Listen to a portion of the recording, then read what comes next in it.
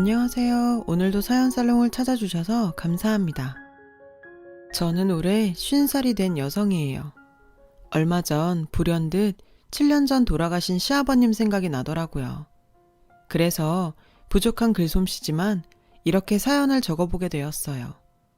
저희 아버님은 병을 얻기 전까지 가족들에게 무척이나 무서운 존재였어요.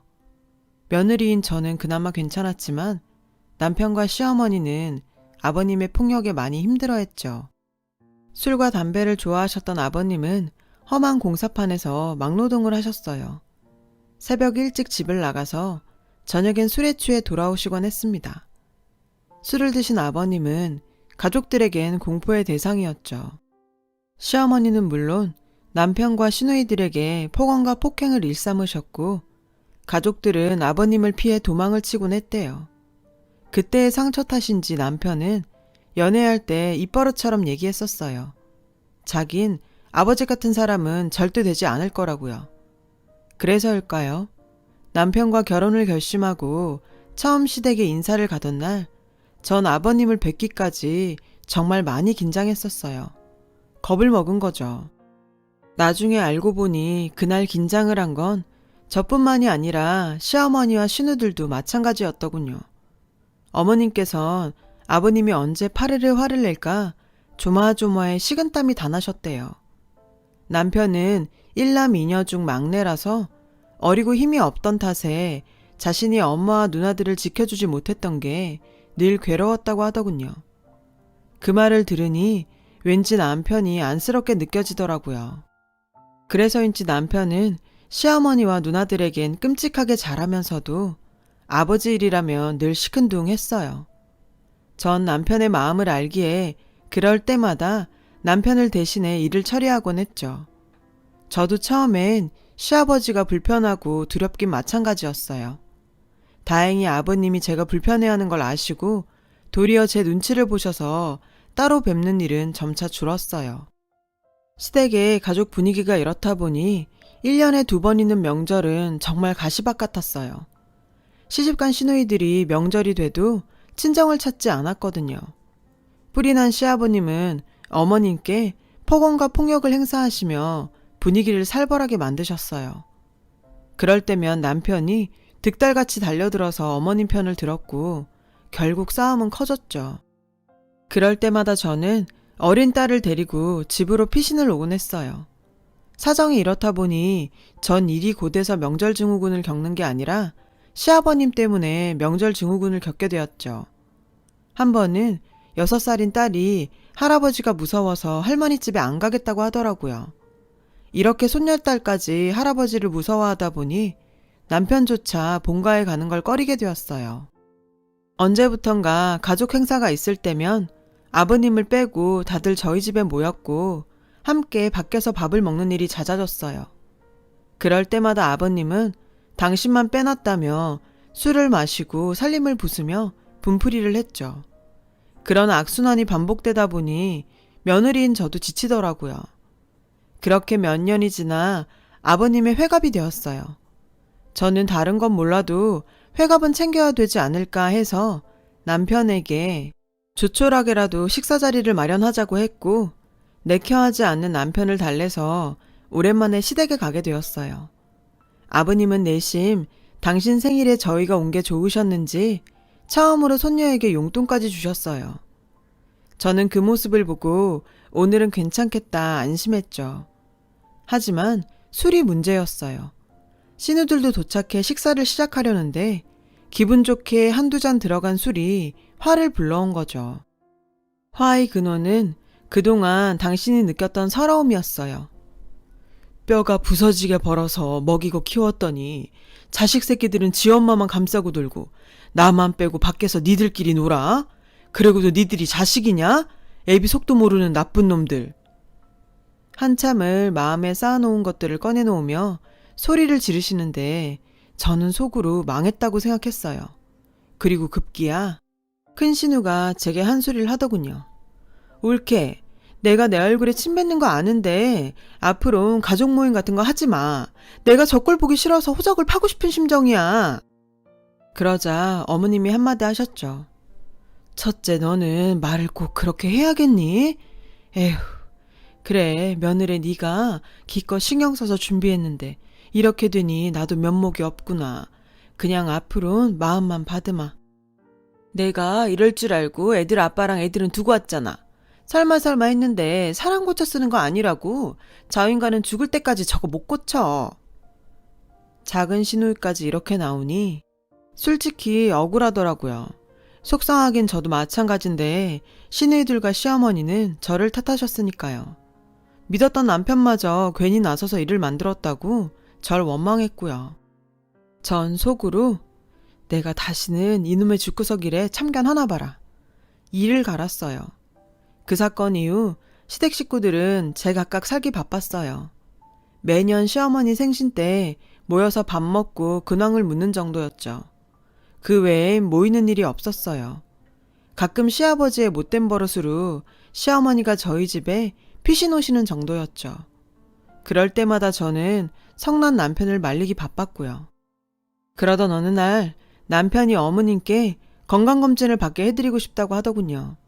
그래서 저는 어머님을 모시고 종합병원에 가게 되었어요. 태어나 처음으로 하는 종합검진에 어머님은 혹여 나쁜 병이라도 걸렸을까 걱정하셨죠. 전 그런 어머님을 안심시키며 고부간에 이런저런 이야기를 나누게 되었어요. 물론 대부분 시아버지 얘기였죠. 저는 어머님의 얘기를 듣다 조심스럽게 물었어요. 어머니, 아버님 때문에 이렇게 힘드신데 왜 같이 사시는지 이해가 안 가요. 저 같았음 벌써 이혼했을 것 같은데. 며느리로서 할 소린 아니었지만 당시 저는 그 부분이 가장 이해가 안 갔거든요. 자식들도 다 커서 시집장가를 간 마당에 무슨 정이 있다고 그렇게 함께 사시는지 아무리 생각해도 모르겠더라고요. 그러자 어머님께서 이러시더군요. 나라고 그런 생각 안 했겠니? 그래도 미우나 고우나 내 남편인걸. 그리고 성질은 불같아도 속은 또 안 그런 사람이다. 부부가 40년을 넘게 살면 이런 걸까요? 시어머니의 말을 듣고 저는 더 이해가 가지 않더군요. 나도 남편이랑 더 오래 살다 보면 시어머니의 마음을 알게 될까 생각했죠.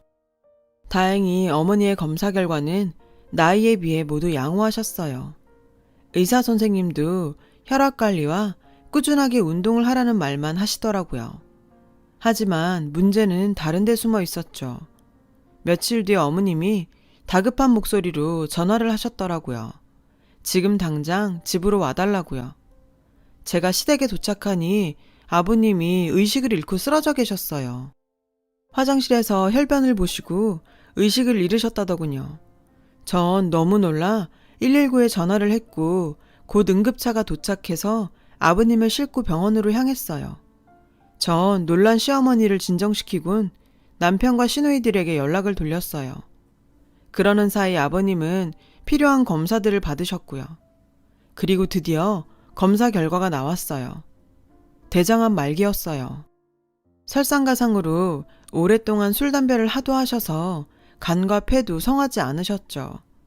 저는 혹여 아버님이 잘못되시진 않을까 걱정하고 있었는데 의외로 남편과 시누이들은 담담해 보이더군요. 시누이들은 이 핑계 저 핑계를 대며 병원에 오지 않았고 남편 역시 병원에는 왔지만 아버님이 계신 병실엔 들어가지 않았어요. 어머님과 제가 교대로 병상을 지키며 아버님 간호를 맡았어요. 그런데 아버님은 그 와중에도 같은 병실을 쓰는 다른 환자에게 성질을 부리셔서 어머님과 전 많이 곤란했어요. 하는 수 없이 전 아버님을 1인실로 옮겼고 그 탓에 병원비의 부담은 커졌죠. 나중에 남편은 왜 허락도 없이 1인실로 옮겼냐며 시키지도 않은 짓을 했다고 제게 뭐라고 하더군요. 정말 억울하고 기가 찼어요. 자식들은 코빼기도 보이지 않는 상황에 저한테 병간호까지 떠넘긴 사람이 할 소린가요? 미안해하긴커녕 큰 소리치는 남편을 보니 그 아버지의 그 아들이란 생각까지 들더군요. 하지만 저는 더 일을 키우고 싶지 않아 아무 말도 하지 않았어요. 그런 날이 지나고 저희 아버님은 수술을 받게 되었어요. 수술을 마친 의사 선생님은 그동안 자각 증상도 꽤 있어서 참기 힘들었을 텐데 왜 이제야 병원에 왔냐고 하셨죠. 안타깝게도 수술은 했지만 이미 전이가 시작돼 암세포를 모두 제거할 수는 없었죠.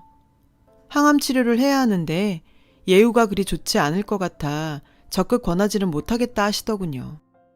그날 밤 저희 집에선 어머니를 뺀 온 가족이 모여 상의를 했어요. 말이 상이지 신우들은 결과가 좋다는 확신도 없는데 항암 치료까지 하면 돈이 너무 많이 든다고 포기하자고 하더군요. 남편은 입을 꾹 다물고 아무 말도 하지 않았어요. 그때가 하필이면 저희 집 전세 계약이 끝나 큰 마음을 먹고 집을 장만하려고 할 때였어요. 물론 넉넉한 살림이 아니었기에 은행에 20년 주택자금 대출을 받아서 갈 계획이라 돈이 없긴 저희도 마찬가지였죠.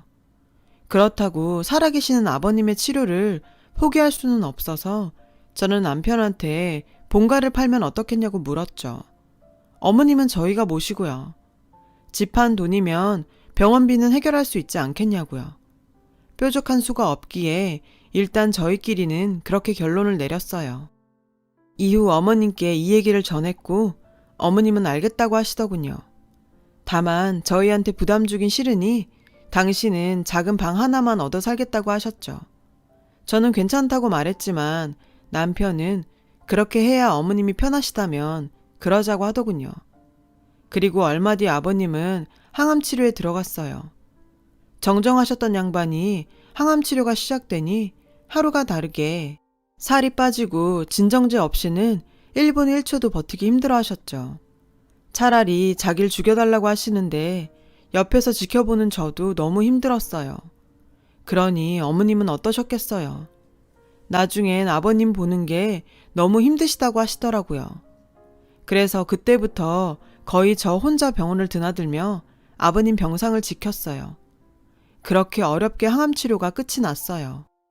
다행히 아버님의 상태는 조금 차도를 보이는 듯 했고요. 그런데 문제는 시댁 식구들이 여전히 아버님을 만나는 걸 꺼려한다는 거였죠.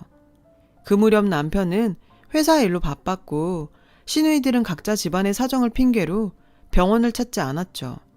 믿었던 어머님도 어떤 이유인지 당신 남편을 먼 발치에서만 볼 뿐 다가가지 않으려 했어요. 이러니 긴 병간호에 저만 죽어나갔죠. 긴 병엔 효자 없다고 저도 저대로 힘들고 스트레스가 쌓여 남편과 시댁 식구들한테 불만이 쌓여갔어요. 한창 엄마 손이 필요한 딸에게 미안했고 디스크 수술을 받게 된 친정엄마한테도 죄송했어요. 적어도 수술 당일엔 제가 가봤어야 했지만 아버님 병실을 비울 수가 없어 그러지 못했거든요. 나이 든 친정아버지가 많이 힘드셨을 거예요. 그 일을 계기로 저도 저 나름의 속상함과 불만이 터져 나와서 퇴근이 늦어 못 온다는 남편한테 병원으로 오라고 소리쳤고 마지못해 병원으로 달려온 남편 앞에서 저는 참았던 분노를 터뜨렸어요. 정말 당신이랑 당신 식구들 해도 해도 너무해. 내가 당신 부모 병수발 드느라 내 부모 수술하는데도 못 가야 해? 당신네 식구들은 도대체 언제까지 내 손 빌려서 일 처리할 건데? 말해봐. 전 감정이 격해져서 눈물이 터져 나왔고 하필 그 순간 잠에서 깬 아버님은 그런 제 모습을 모두 보고 말았어요. 아버님은 물끄러미 절 바라보시기만 할 뿐 아무 말도 하지 않으셨죠. 그날 이후 아버님은 깨어있는 시간보다 잠들어 있는 시간이 더 많아지셨어요. 의사 선생님은 그간 수술과 항암 치료로 체력이 떨어진 데다 살고자 하는 의지가 사라져서 그런 걸지 모른다고 하시더군요. 저는 모든 게 저 때문인 것 같아 죄책감을 지을 수가 없었어요. 그래서 그 뒤로 매일 사죄하는 마음으로 아버님의 곁을 지키며 주무시는 아버님께 제 마음을 솔직하게 전하곤 했어요. 아버님, 내일은 입춘이에요. 아버님이 병원에 오신 지도 이제 1년이 넘어가네요. 솔직히 이렇게 오래 아버님 병간호를 하게 될 줄은 몰랐어요. 한다고 하지만 사실 전 그렇게 좋은 며느리도 아니고 저도 민주 아빠 따라 아버님 원망 많이 했던 것 같아요. 제 얘기가 이어지는데도 아버님은 눈을 감고 계셨고 그 때문인지 저는 안심하고 제 속내를 아버님께 털어놓을 수 있었죠. 아버님, 오늘 날씨가 얼마나 좋은지 모르시죠? 혹시 깨셨는데 눈 안 뜨시고 계신 거 아니세요? 그러면 저도 민주 아빠 따라 아버님 미워할 거예요. 정말 그러기만 하세요. 저 그럼 아버님 며느리 안 할 거예요. 그날 제가 남편한테 소리친 거 들으시고 마음 상해 이러시는 거면 정말 죄송해요. 그래도 아버님, 제발 노여움 푸시고 눈 좀 떠주세요. 네? 그날 밤도 저는 집에 가기 전 아버님 병상을 지키며 속마음을 털어놓았어요. 그러다 무심코 고개를 올려보니 글쎄 아버님이 절 물끄러미 보고 계시지 뭐예요. 전 너무 놀라 벌떡 일어났어요. 아버님, 일어나셨어요? 도대체 며칠 만에 깨신 건지 아세요? 제가 놀라서 횡설수설하자 아버님은 저에게 가까이 오라는 듯 손짓하셨고 저는 하실 말씀이 있으신가 해서 귀를 가져갔어요. 그랬더니 뭘 하시는지 아세요? 네가 너무 시끄럽게 해서 도저히 잠을 잘 수가 없다. 글쎄 이러시더라고요. 근데 이 말을 듣고 얼마나 안심이 되던지 한편으론 쥐구멍이라도 숨고 싶었지만요. 그 후 아버님은 무슨 이유인지는 가르쳐 주시지 않고 당신이 깬 걸 가족들에겐 말하지 말라고 신신당부를 하셨어요. 그리고는 저에게 저만 알고 있으라며 이야기를 시작하셨죠.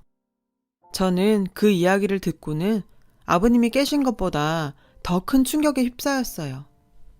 지금부터 하는 얘기는 그저 내 마음의 그릇이 그 정도라 덜고 싶어 하는 말이니 너만 알고 있었으면 좋겠다. 그렇게 시작된 아버님의 이야기는 대략 이랬어요. 중매로 만난 아버님과 어머님은 만난 지 3개월 만에 혼인신고를 하고 같이 사셨대요. 어려운 형편이라 지하 방 한 칸을 얻어 신혼을 시작했는데 어느 날 한 남자가 아버님을 찾아와 자기가 당신 부인의 남편이라는 황당한 소리를 하더라지 뭐예요. 그 말에 아버님은 그 사람을 집 밖으로 내쫓으셨죠. 하지만 의심스러운 마음은 지울 수 없었고 결국 어머님의 과거를 캐고 다니셨대요.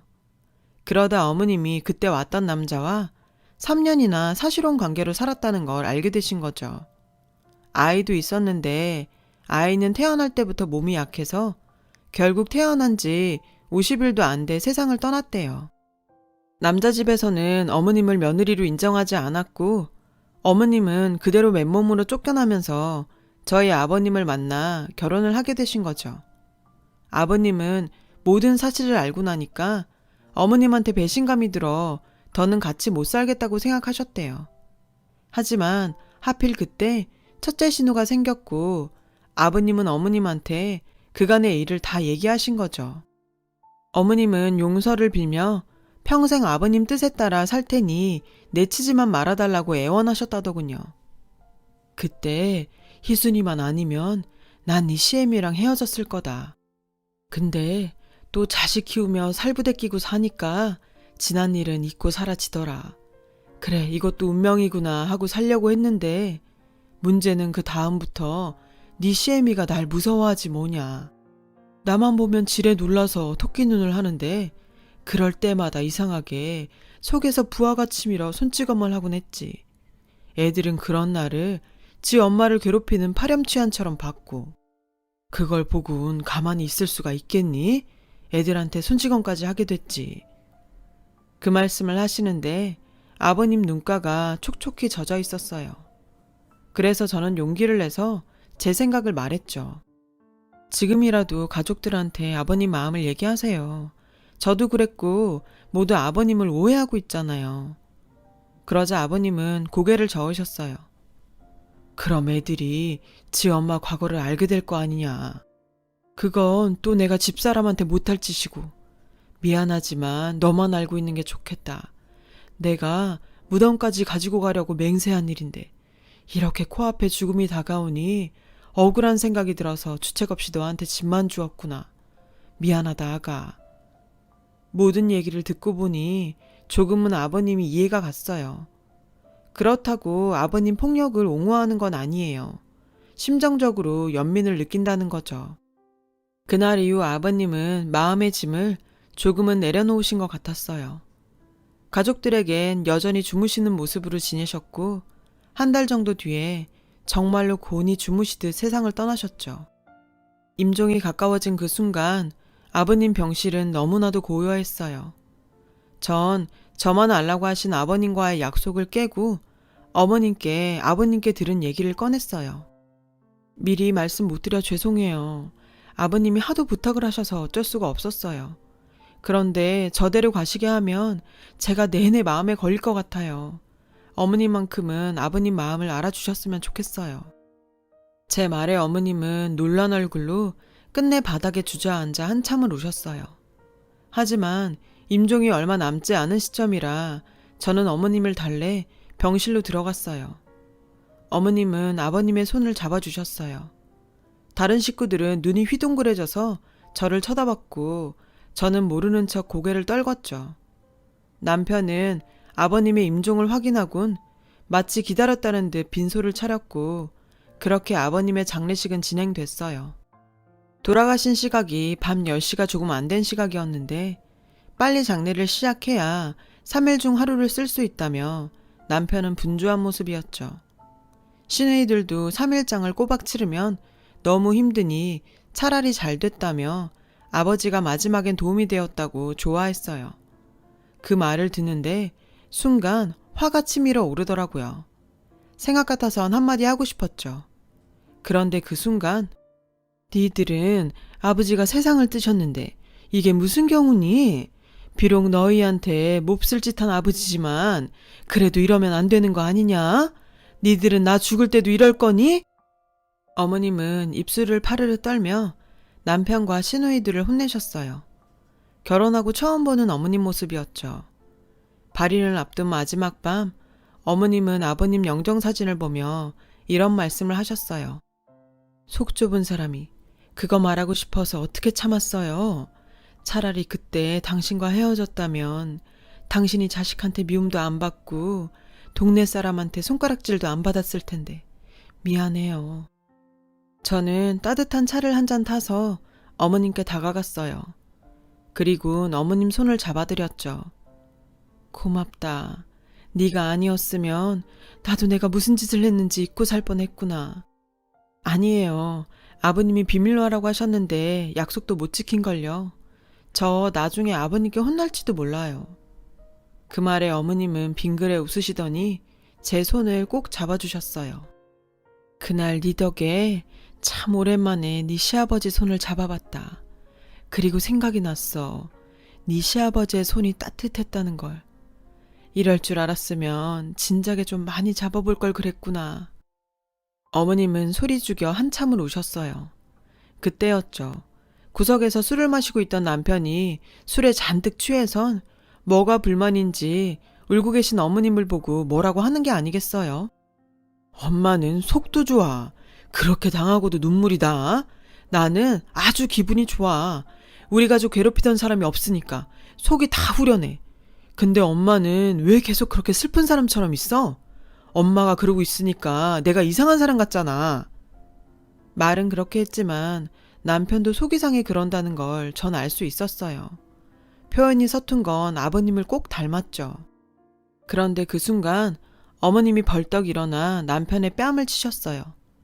그 모습에 깜짝 놀란 시누이들이 달려와 어머님을 말렸어요. 엄마 미쳤어? 이게 무슨 짓이야? 엄마도 속으론 좋잖아. 맨날 들들 볶이고 물건 부수는 남편 없으니까. 엄마가 제일 좋아해야 맞는 거잖아. 딸들의 철없는 말에 어머님은 더는 안 되겠다 싶으셨는지 비밀에 붙였던 당신의 과거를 직접 이야기하셨어요. 남편과 시누이들은 믿을 수 없다며 인정하지 않았고 남편은 놀라지 않는 절 보며 원망하듯 쳐다봤어요.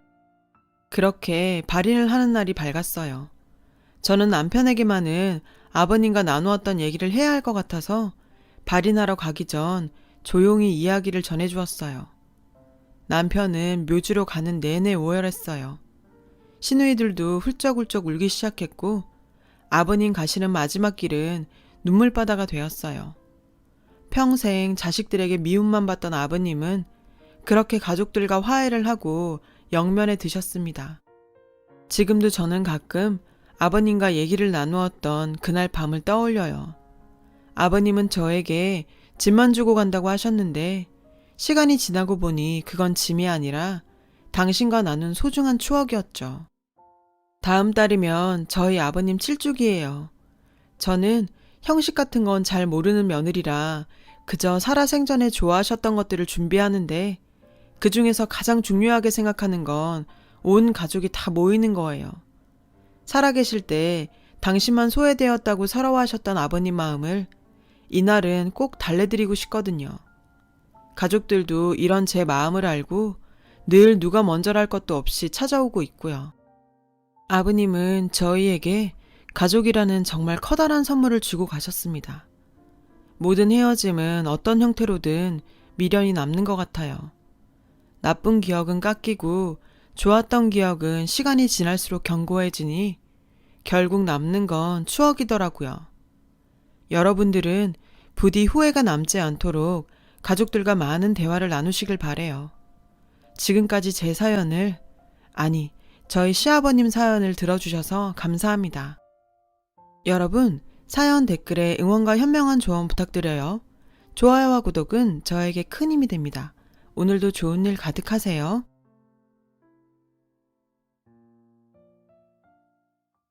안녕하세요. 오늘도 사연살롱을 찾아주셔서 감사합니다. 저는 평범한 40대 가정주부입니다.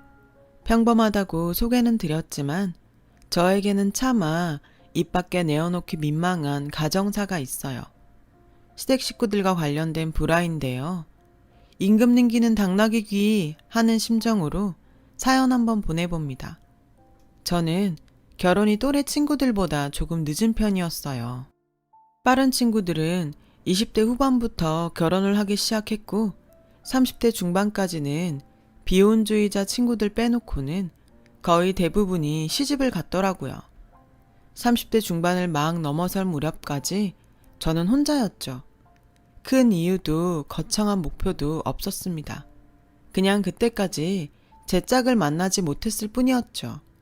그러거나 말거나 친정 부모님은 저희 이름 앞에 노처녀라는 타이틀이 붙게 되자 마음이 급해진 모양이었어요. 지인의 지인의 지인의 먼 친척들까지 다 뒤져낸 끝에 저에게 선자리를 제안하셨죠. 맙소사, 시절이 어느 시절인데 선이라니요.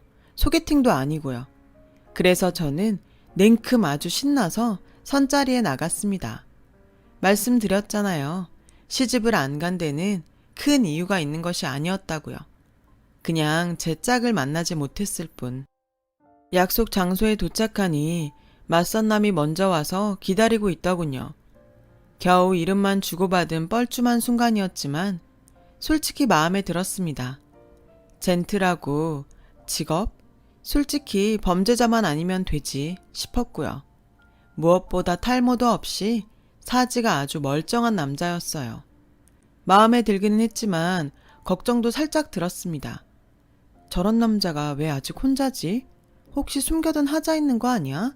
한번 갔다 왔던지 하는 걱정들이었어요. 어차피 서로를 탐색하라고 주어진 시간이었으니만큼 제 생각 그대로를 물어보기로 했습니다. 왜 아직 혼자세요? 글쎄요. 어쩌다 보니 아직 제 짝을 못 만났다고 해야 할까요? 아, 네. 혹시 지금 꼭 미리 하시고 싶은 말씀 같은 건? 걱정하시는 그런 거 없습니다. 정말로 아직 인연을 못 만났을 뿐이에요. 그렇다면 안심이고요. 나오시는데 부담스럽지는 않으셨어요? 부담스러워야 하나요? 네? 신나서 나왔습니다. 진짜로요. 나와 똑같은 사정에 나와 똑같은 생각으로 선자리에 나왔던 그 남자. 예스, 이 사람이다 싶었어요. 그리고 역시나 저희는 아주 잘 맞는 커플이 되었어요. 넥타이 취향, 입맛 하나하나, 계피 알레르기가 있는 것까지. 하늘이 이 사람을 제게 주시려고 그 긴 시간 동안 연애 가뭄을 일으키셨구나 싶었습니다. 남자친구도 같은 생각이었다고 했어요. 저희의 나이가 나이였던 만큼 당연히 결혼을 전제로 한 연애였고요. 알 거 다 아는 성인들이니 진도도 쭉쭉 빠졌고요. 진도란 진도는 속전속결로 다 빼놓았으니 다음은 결혼이죠. 결혼 준비도 후다다닥 진행되었습니다. 물론 후다다닥이라고 해서 대충대충 아무렇게나 준비한 것은 아니었어요. 저희 부부가 워낙에 죽이 잘 맞아서 흔한 예비신랑 신부가 겪는 싸움 같은 것이 없었을 따름이죠. 상견례도 무척 순조로웠어요. 분위기도 하하호호 좋았고 음식도 두 집안 모두의 입맛에 잘 맞았어요. 무엇보다 양가 부모님 모두가 저희의 결혼이 더 늦어지면 어쩌나, 쟤들 저러다 도중에 헤어지면 어쩌나 걱정들이 얼마나 크고 깊으셨던지 친정 엄마와 시어머니께서는 서로를 부둥켜 안으며 펑펑 눈물까지 쏟으셨어요. 이렇게 만나게 되어서 너무 반갑습니다, 사돈. 아유, 귀한 딸 주셔서 제가 더 고맙지요. 혼자 키워낸 막내 아드님 장가 보내는 심정이 얼마나 기쁘실까요, 그래. 해가면서 말이죠. 저는 그런 양가 어른들의 모습에 적어도 시집살이는 없겠구나. 속으로 안도의 한숨을 내쉬었어요. 물론 시집살이는 없었습니다. 그놈의 시집살이는. 없기는 없었어요. 없는 대신 다른 흉측한 무언가가 저희 부부를 기다리고 있었지만요. 사건은 저희 부부가 신혼여행에서 돌아오던 날 발생했습니다. 저희 부부는 당연히 시댁에 인사를 드리러 갔죠. 인사를 받기 위해 시아주버님과 손윗 동서가 시댁으로 찾아왔고 원래도 술을 잘 못하던 남편은 저녁 식사 자리에 반주 몇 잔에 취해서 잠들었어요. 그 틈을 타서 시댁의 추악한 마수가 저에게 뻗쳐왔어요. 시어머님께서는 찻상과 시아주버님 내외 그리고 잠든 남편을 자리에서 물려놓으시고는 저에게 조심스레 말씀하시더라고요. 예, 새아가, 너도 이제 우리 가족이니까 이 정도 부탁은 할 수 있는 거잖니? 무슨 어려운 일 있으세요? 이따마다 내가 아주 밤잠을 설칠 지경이다. 말씀하세요. 제가 들어드릴 수 있는 일이면 얼마든지 도와드릴게요. 그럼 네가 들어줄 수 있는 일이고 말고. 아니지, 너밖에 들어줄 수 있는 사람이 없지. 시어머니께서는 아무도 없는 주변 눈치를 괜히 한번 살피고서는 문제의 그 발언을 꺼내셨습니다. 우리 큰며느리가 불임이란다. 선천적으로다가 그렇다네. 아, 네. 걱정이 많으시겠어요. 그래서 말인데 네가 아이를 좀 가져줘야겠다. 그러려고요. 남편이랑 저도 빨리 자식 보고 싶어서요. 너희 아이 말고 조카를 낳아줬으면 해. 네? 오마이갓, 맙소사, 세상에. 조카를 낳아달라니요. 시아주버님 아이를 제가 왜요? 아니, 상식적으로다가 아이가 그냥 생기는 것도 아니고 저더러 남편의 형님이랑? 미쳤습니까 지금? 막장 드라마 찍어요? 시어머니를 향해 그렇게 쏘아붙이고 싶었어요. 마음은 그런데 너무 당황스러웠던 나머지 아예 입이 떨어지지 않더라고요. 결국 저는 술에 취해 잠든 남편을 뒤로하고 도망쳐 나왔어요. 도망쳐 나오다가 이건 도저히 안 되겠는 거죠. 분노가 치솟아서 속이 막 뒤집어지고 초장에 확실히 해두지 않으면 앞으로의 결혼 생활이 지옥행 특급 열차이겠다 싶었습니다. 그래서 걸음을 돌려 다시 시어머니의 앞으로 향했습니다. 아니나 다를까 시어머니께서는 반색을 아주 왜 생각이 바뀌었니? 그래 잘 생각했다. 암만 가족끼리는 서로 돕고 살아야. 아니요. 애초에 확실히 하고 넘어가려고 다시 왔습니다. 다시는 그런 말도 안 되는 말씀 입에 올리지 마세요. 예며느라 그러지 말고 내 얘기를 한 번만 다시 들을 얘기가 있고 아닐 얘기가 따로 있죠. 오늘 이후로는 그냥 넘어가지 않을 테니까 다시는 이러지 마세요. 이혼이든 의절이든 할 겁니다. 진짜로. 곧장 시댁을 나서는 발걸음이 어찌나 홀가분하던지요. 제가 생각해도 똑 부러지게 잘 잘라내었다 싶었어요. 다음 날에는 저희 친정에 인사를 드렸고 신혼집으로 돌아오는 길에서야 하루 종일 제 눈치만 보던 남편이 은근슬쩍 물어왔어요. 시어머니랑 무슨 일 있었냐고요. 그래서 저는 제가 겪은 일 그대로를 남편에게 고백했어요.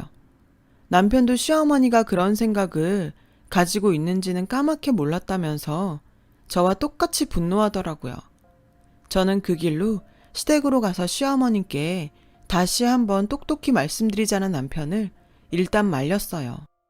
교통정리는 제가 잘 끝내놓았고 시어머니도 제대로 된 정신이 있는 분이시라면 다시는 같은 실수 되풀이하지 않으시리라 믿었거든요. 깨가 쏟아지는 신혼생활이 흘러가던 어느 날이었어요. 남편을 출근시켜놓고 간만에 대청소를 하고 있는데 시어머님께서 갑자기 저를 찾아오시더군요. 제가 인사를 드리기 무섭게 시어머님께서는 제 앞에 머리를 조아리며 싹싹 비셨습니다. 눈치를 보아하니 남편에게 시아주버님의 아이 임신 이야기를 또 꺼냈다가 한 소리 된통 들은 모양이었죠. 착잡했어요. 시어머니를 어떻게 하면 좋을까 걱정도 되었고 약속했던 그대로 당장에 이혼이든 의절이든 하고 싶었어요. 아마 그때 제가 결단을 내렸더라면 남편은 죄가 없고 제 편이었으므로 시댁과의 의절이 되었겠죠. 제가 고민을 하는 사이 자신의 입까지 때려가면서 계속 사과를 하시더군요. 그런 시어머니의 입에서 내가 늙음하게 노망이 났나 보다 하는 말이 나오는 순간 저는 일단 수긍했어요. 치매가 아니고서야 감히 상상조차 하기 힘든 일이지 않나요? 그래서 저는 고민 끝에 시어머니께 답을 드렸죠. 그렇게까지 말씀하신다니 일단 알겠습니다. 고맙다 고마워.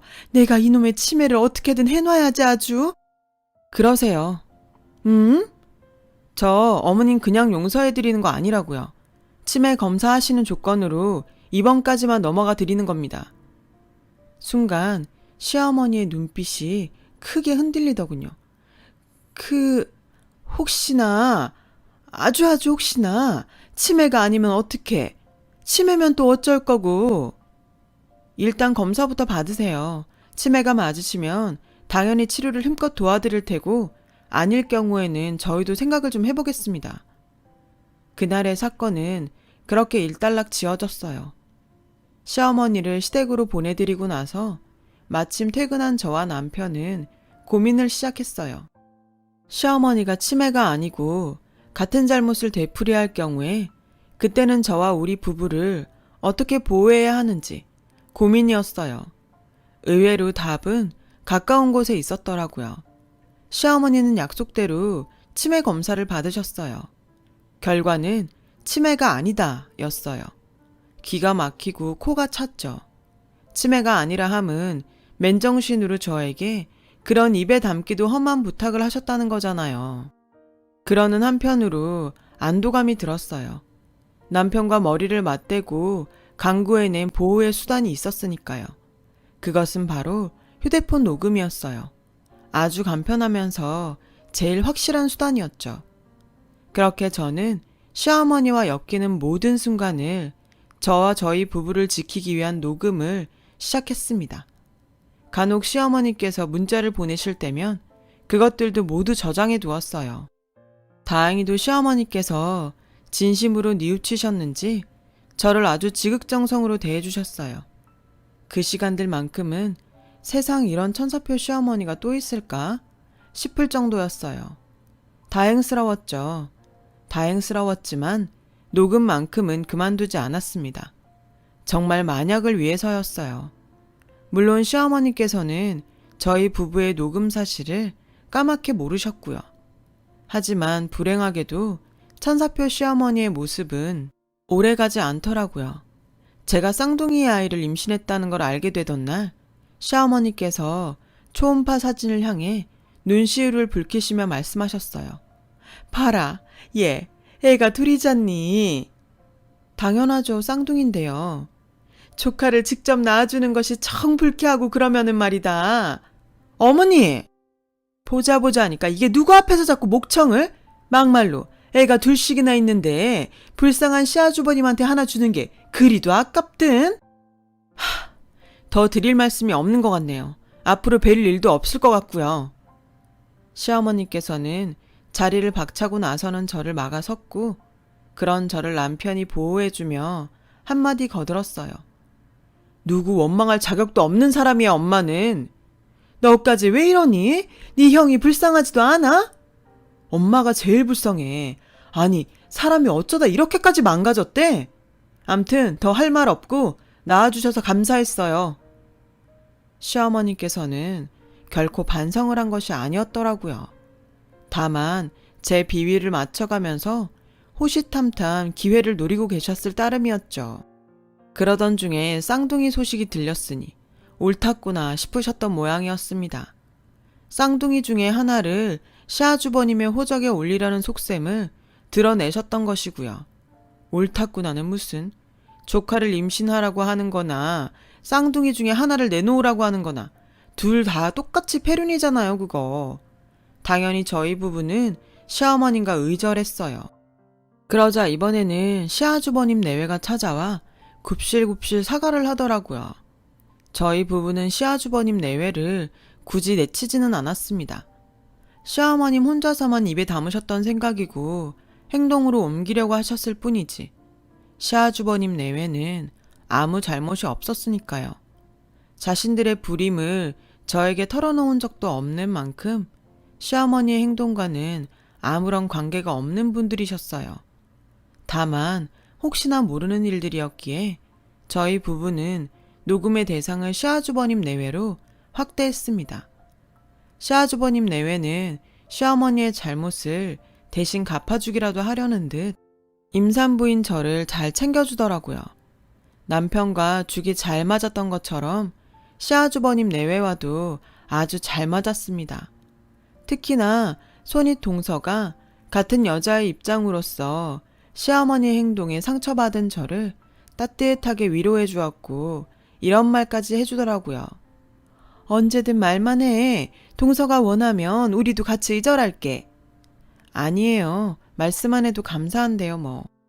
그래도 힘든 거 있으면 얘기해. 친언니다 생각하고 우리끼리는 아무 문제 없잖아. 그쵸. 저희끼리는 문제 없죠. 저는 그런 손윗 동서에게 심적으로 많이 의지하게 되었어요. 그러는 사이 출산 예정일은 시시각각 다가왔어요. 만삭이 되었을 무렵부터는 한동안 잠잠하던 시어머니께서 자꾸만 연락을 해오기 시작했어요. 저희 부부는 시어머니의 전화를 받기는 받았죠. 대신 예, 아니요 하는 식의 단답형 답변만 했고 모든 통화는 녹음되고 있었고요. 예, 며느라, 내가 이렇게 빈다 빌어. 네?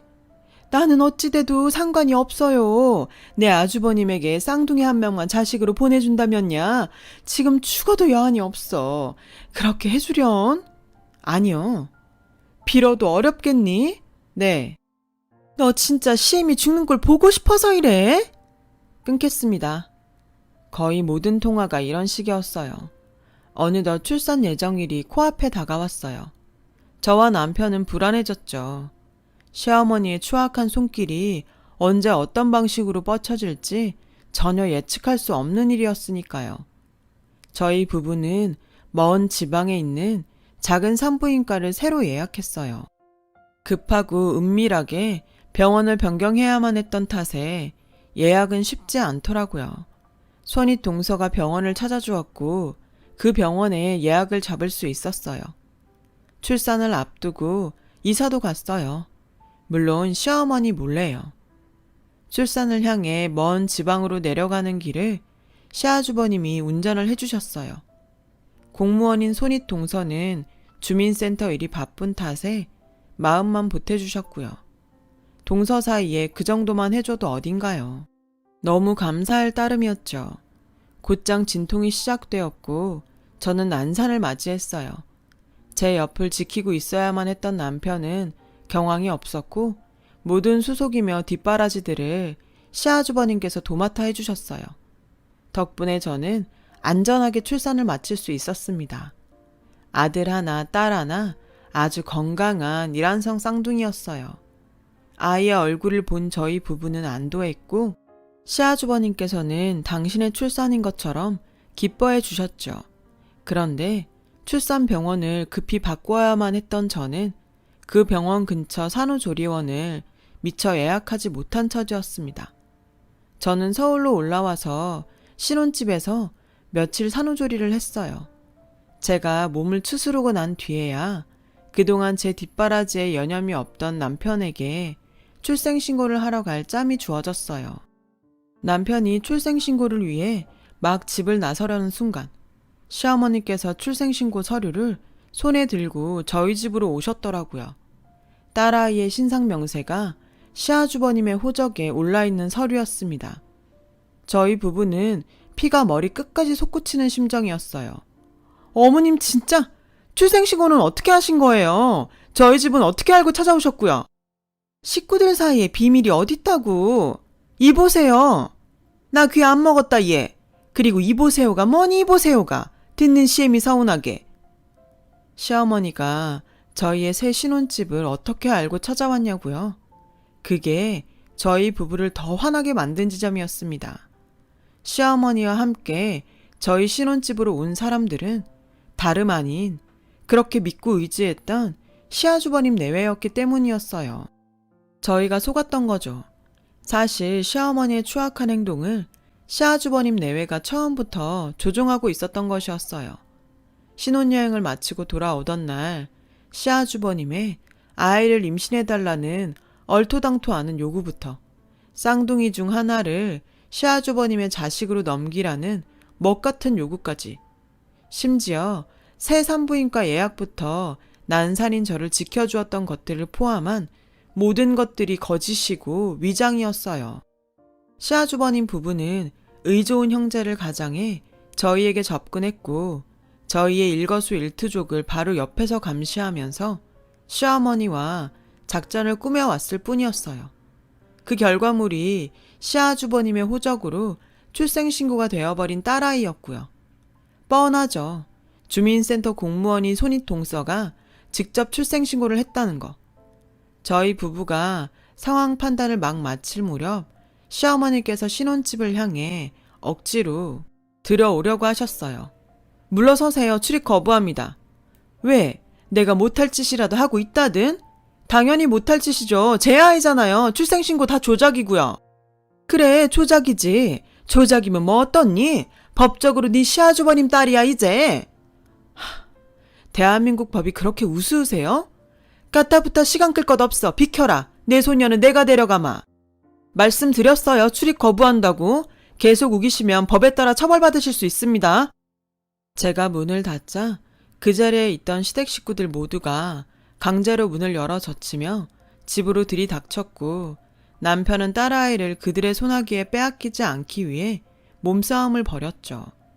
그러면서도 남편은 아기를 안고 있었기 때문에 그들에게 손 한 번 올리지 못하고 매질을 꿋꿋하게 이겨내가며 아이를 안고 오직 몸으로만 버텨내더라고요.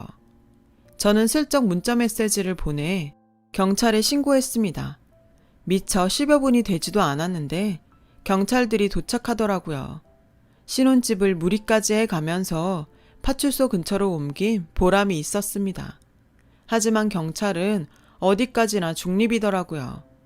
딸아이의 출생신고 서류가 시아주버님의 아래로 되어 있었기에 경찰은 딸아이의 거취에 대해 시댁 편을 들어주어야만 하는 입장이었어요. 코웃음이 절로 나오더군요. 차곡차곡 쌓아놓은 녹음 파일들이 바로 이런 때 써먹으라고 준비해둔 것이었으니까요. 저는 그동안의 모든 내용, 여러분들께서 알고 계신 모든 사실관계, 그대로가 담긴 녹음 파일들을 경찰들에게 모두 들려주었어요. 경찰분들은 저희 부부에게 처벌을 원하시냐 물었고 저희 부부는 흔쾌히 고개를 끄덕였습니다. 경찰은 시댁 식구들을 사문서 위조 및 교사 현행범으로 체포하였고 저는 경찰차에 오르는 시댁 식구들에게 얘기했어요. 난 그렇게 배웠어. 사람한테는 내가 할 수 있는 최대한의 예우를 갖춰서 대해라. 그게 도리다. 하지만 인간 아닌 것들에게는 내가 할 수 있는 최대한의 수단을 모두 동원해 응징해라. 그게 정의다. 그리고 난 배운 거 그대로 써먹는 스타일이야. 그러자 시댁 식구들이 동네가 떠나가라 저에게 욕설을 퍼부었습니다. 그 바람에 동네 사람들이 모두 나와 제가 욕을 먹는 광경을 목격하게 되었고 저는 아무 대꾸 없이 그 현장을 동영상으로 촬영하기 시작했어요. 사문서 위조 및 교사 혐의에 이어서 명예훼손까지 성립되는 순간이었죠. 그들을 경찰서로 보낸 즉시 저와 남편은 조작되어 올라갔던 딸아이의 출생신고를 바로 잡았어요. 그리고 그들이 저희 부부와 딸아이의 인연을 쥐고 흔들었던 것에 대해 철저한 응징을 시작했죠. 딸아이의 거짓 출생신고를 올린 것에 대한 부분부터 고소를 시작했어요. 그 결과가 나올 때쯤 명예훼손에 대한 고소장을 넣었고 또 결과가 나오던 날에 바로 가택침입에 대한 고소장을 넣었습니다. 남편을 폭행한 사실에 대한 폭행죄 고소장도 넣었고 딸아이를 억지로 데려가려 했던 행동들에 대한 납치 미수까지. 한 사건의 결과가 나올 때마다 매번 꼬박꼬박 새로운 혐의로 고소장을 넣어드렸어요. 처음에는 가벼운 벌금형이었던 것이 다음에는 더 큰 벌금형이 되었고 또 다음에는 더더욱 큰 벌금형, 그리고 마침내는 다수의 벌금형이 누적된 것에 대한 가중처벌이 되었고 추악한 시댁 식구들 전원은 지금 교도소 콩밥을 잡숫고 계세요. 시댁 식구들이 교도소에 수감되던 날 남편이 묻더라고요. 자기야, 여기서 멈출 생각이야? 당신은? 전혀. 형사소송 끝났으니까 이제 민사소송 시작해야지. 저번처럼 한 소송 끝날 때마다 다른 소송 넣으면서 피말리게? 말해 뭐해. 피말리는 것도 피말리는 거고 10원짜리 한 장까지 따박따박 받아낼 거야. 짐승만도 못한 추악한 것들에 대한 저희 부부의 정의구현은 오늘도 현재 진행형입니다. 입에 담기도 남사스러운 사건을 겪으면서 괴롭기도 많이 괴로웠지만 저를 사랑해주는 남편, 영원한 내 편이라는 확신을 주는 계기가 되기도 했어요. 우리 부부는 더 단단해졌거든요. 쌍둥이 잘 키워낼 자신도 있습니다. 우리 가정을 행복하게 잘 지켜가 보겠습니다. 제 이야기를 들어주셔서 감사해요. 항상 건강 조심하시고 즐거운 하루 되세요. 여러분, 사연 댓글에 응원과 현명한 조언 부탁드려요. 좋아요와 구독은 저에게 큰 힘이 됩니다. 오늘도 좋은 일 가득하세요.